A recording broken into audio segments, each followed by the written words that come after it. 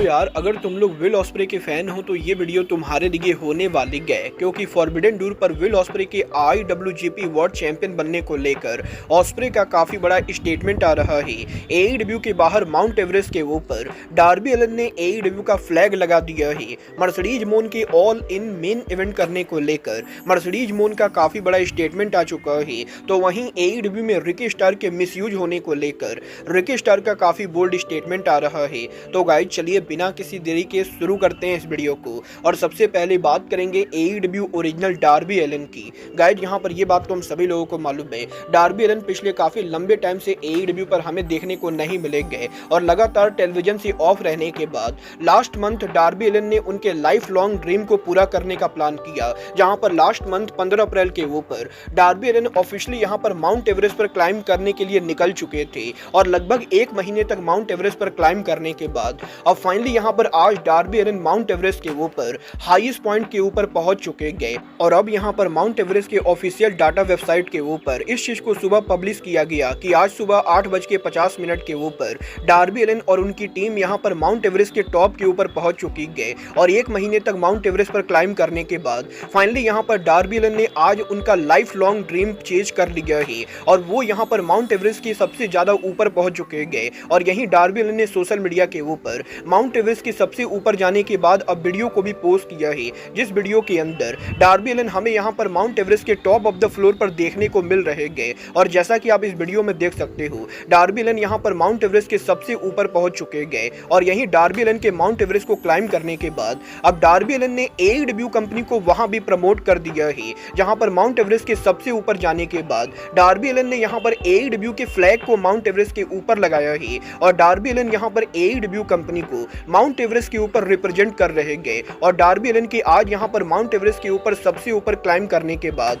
Derby Elon दुनिया के वो पहले रेसलर बन चुके गए जो यहां पर माउंट एवरेस्ट के हाईएस्ट पॉइंट के ऊपर गए। वल देखना दिलचस्प होने वाला है कि डार्बी एलन के माउंट एवरेस्ट को चेज करने के ड्रीम को पूरा करने के बाद अब डार्बी यहां पर कब तक रिटर्न करते गए। और क्योंकि अब भी यहां पर AEW के ऑल इन पेपर व्यू को लगभग यहां पर 50 से ज्यादा दिन बाकी गए, तो डेफिनेटली अब यहां पर डार्बी एलन पॉसिबली AEW के ऑल इन के ऊपर हमें यहां पर इस साल देखने को मिल सकते गए। वल देखना दिलचस्प होने वाला है कि डार्बी एलन के माउंट एवरेस्ट को क्लाइंब करने के बाद अब AEW के ऊपर डार्बी का रिटर्न कब तक होता है। बट गाइस चलिए फिलहाल आगे बढ़ते और बात करते हैं AEW के फॉर्मर सुपरस्टार रिकी स्टार की। वेल गाइस इस हफ्ते रिकी स्टार के लेटेस्ट इंटरव्यू के ऊपर रिकी स्टार ने एक बार फिर से AEW और WWE में उनके रन को लेकर बात की, जहां पर रिकी स्टार का ये कहना है कि वो यहां पर डेफिनेटली AEW कंपनी को लेकर काफी ज्यादा थैंकफुल है कि AEW कंपनी के अंदर उन्हें 2 सालों तक काम करने का मौका मिला। बट रिकी स्टार ये बिलीव करते गए कि अगर यहाँ पर वो AEW को लीव करके WWE को ज्वाइन ना करते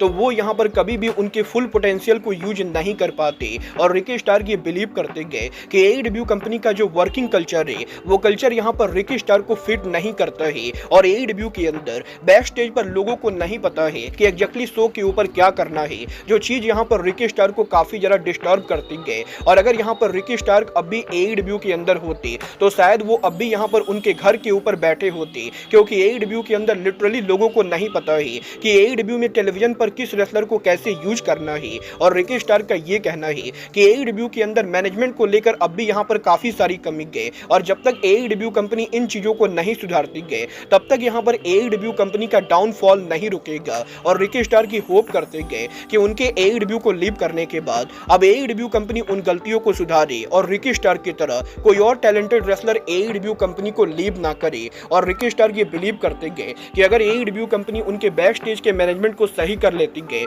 तो कंपनी के अंदर ऐसे बहुत सारे टैलेंटेड रेसलर्स हैं जो AEW कंपनी को आगे ले जा सकते गए। वाला आपको क्या लगता है, रिकी स्टार की बातें सही है या नहीं, आप लोग मुझे कमेंट करके बताएंगे। बट गाइस चलिए फिलहाल आगे बढ़ते और बात करते हैं AEW सुपरस्टार स्वॉर्ब स्टिकलैंड की। वेल गाइस इस हफ्ते स्वॉर्ब स्टिकलैंड के लेटेस्ट इंटरव्यू के ऊपर AEW के अंदर स्वॉर्ब स्टिकलैंड ने उनके फेवरेट ओपोनेंट को लेकर बात की और स्वॉर्ब स्टिकलैंड से जब ये पूछा गया कि AEW कंपनी के अंदर लगभग 3 सालों तक काम करने के बाद AEW कंपनी का वो कौन सा रेसलर है जिसके साथ सौरभ स्ट्रिकलैंड रिंग के अंदर सबसे ज्यादा कंफर्टेबल होते गए और एईडब्ल्यू का वो कौन सा रेसलर है जिसके साथ सौरभ को रिंग में काम करने में सबसे ज्यादा मजा आता है। तो सौरभ यहाँ पर जवाब देकर ये कहते गए कि एईडब्ल्यू के अंदर जिस रेसलर के साथ रिंग में वो सबसे ज्यादा कंफर्टेबल होते गए वो एईडब्ल्यू में अब तक सौरभ के greatest opponent hangman Adam page है। और सौरभ स्ट्रिकलैंड का ये कहना है कि एईडब्ल्यू के अंदर बाकी और सभी रेसलर्स के मुकाबले हैंगमैन एडम पेज के साथ सौरभ को रिंग में काम करने में सबसे ज्यादा मजा आता है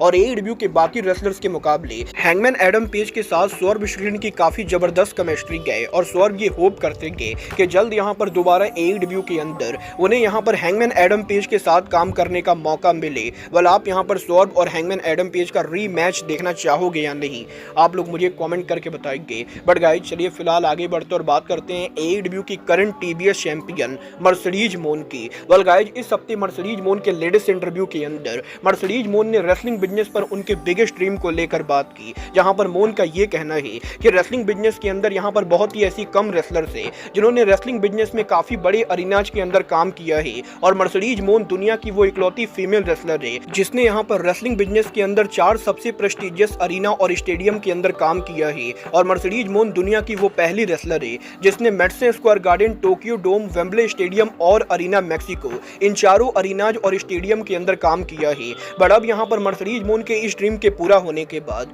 वो यहाँ पर एईडब्ल्यू के biggest pay per view all in को मेन इवेंट करना चाहते गए और मर्सिडीज मोन दुनिया की वो पहली फीमेल रेसलर बनना चाहते गए जो यहाँ पर किसी स्टेडियम शो को मेन इवेंट करे। और मोन ये होप करते गए कि फ्यूचर के अंदर एईडब्ल्यू के अंदर उन्हें यहाँ पर एईडब्ल्यू के ऑल इन को मेन इवेंट करने का मौका मिलेगा। वेल, आपको क्या लगता है, टोनी खान को वुमेन्स मैच को ऑल इन के मेन इवेंट पर बुक करना चाहिए या नहीं, आप लोग मुझे कमेंट करके बताएंगे। बट गाइस चलिए फिलहाल आगे बढ़ते और बात करते हैं एईडब्ल्यू सुपरस्टार विल ऑस्प्रे की। वेल गाइस, इस हफ्ते ऑस्प्रे के लेटेस्ट इंटरव्यू के ऊपर विल ऑस्प्रे जब यूके में एईडब्ल्यू के फॉरबिडन डोर को प्रमोट कर रहे थे तो ऑस्प्रे से एक बार फिर से ये पूछा जाता है कि वो इस साल के यूके में फॉरबिडन डोर के ऊपर O2 अरीना में किस रेसलर को फेस करना चाहेंगे। तो ऑस्प्रे यहाँ पर जवाब देकर ये कहते गए कि लास्ट वीक ऑस्प्रे के इंटरव्यू में ऑस्प्रे ने ये बोला था कि वो यहाँ पर ओकाडा, जैक सेब्रे जूनियर या गेब किड में से किसी एक को फॉरबिडन डोर पर फेस करना चाहेंगे। बट अब यहाँ पर ऑस्प्रे को ये लगता है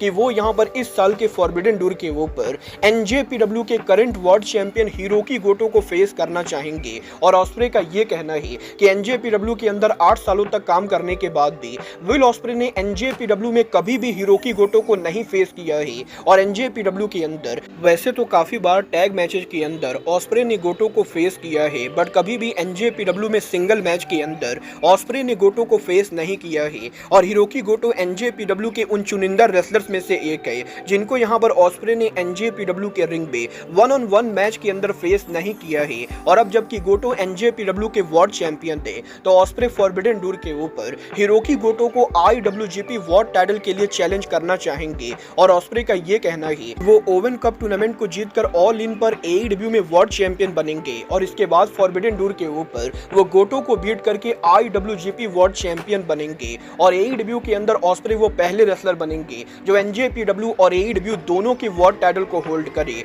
वेल, आपको क्या लगता है, टोनी खान को यहाँ पर ऑस्प्रे को डबल चैंपियन बनाना चाहिए या नहीं, आप लोग मुझे कमेंट करके बताएंगे। बट गाइज अब आज के इस वीडियो में बस इतना ही। मैं मिलता हूँ आपसे अपने अगले वीडियो में। बट गाइज तब तक के लिए goodbye, good night and bang.